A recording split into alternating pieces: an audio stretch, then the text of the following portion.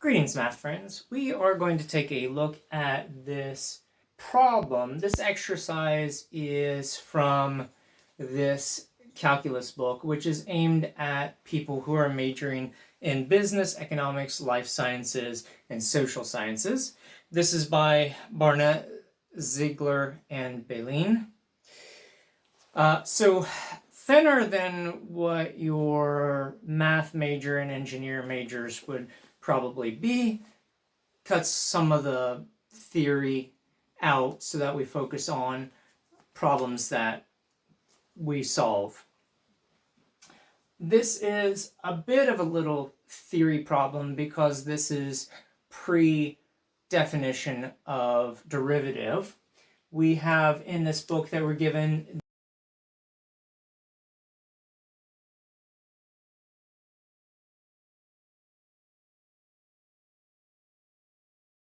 this difference quotient for a function, and we define this limit. We need to have a function. In this case, we're starting simple with a linear function, and we are going to evaluate this limit when x is equal to 3. So this is, by definition, kind of our initial setup. We have the 3 already in place here. And then we're going to use this linear function to plug in the rest, and then try to determine if this approaches a limit as h approaches 0.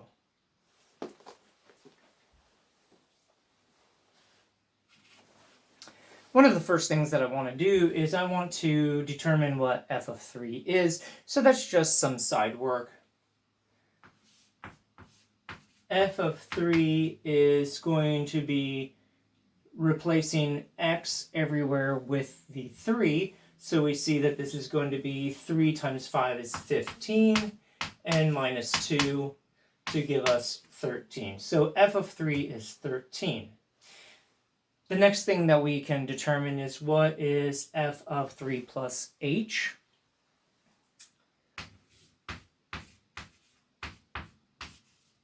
This I found that students find a little more confusing than just f of 3. We do nothing different. Everywhere that we see the x is replaced by 3 plus h. So over here we're going to have 5 times 3 plus h minus 2. And here we are simply applying the distribution. 5 times 3 plus 5 times h. So this becomes 15 plus 5h minus 2, and that further simplifies to 13 plus 5h.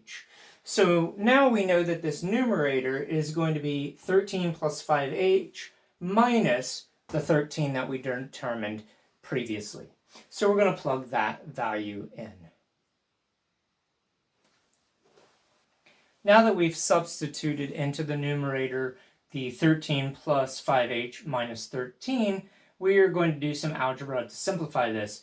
Notice that 13 minus 13 is just 0, so this is equivalent to the limit as h approaches 0 of 5h on h.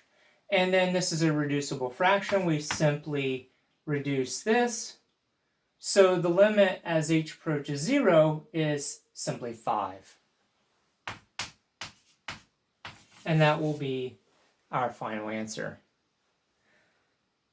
So the difference quotient is here, and the limit as h approaches 0 for the given function when x is equal to 3 is going to be 5. Hopefully this has been helpful in beginning to understand how to apply these limits to this difference quotient, which some of you may already know is essentially the definition for a derivative of a function. Try some problems at the end to test your knowledge. Cheerful calculations.